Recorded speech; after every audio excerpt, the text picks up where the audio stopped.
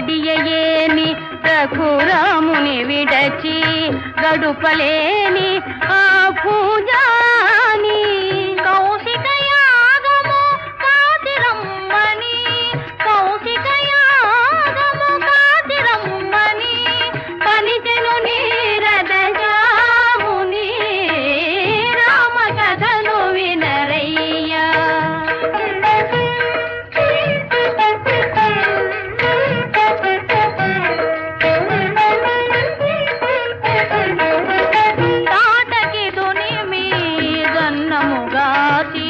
తపసుల Deevena తలదాసి జనకుని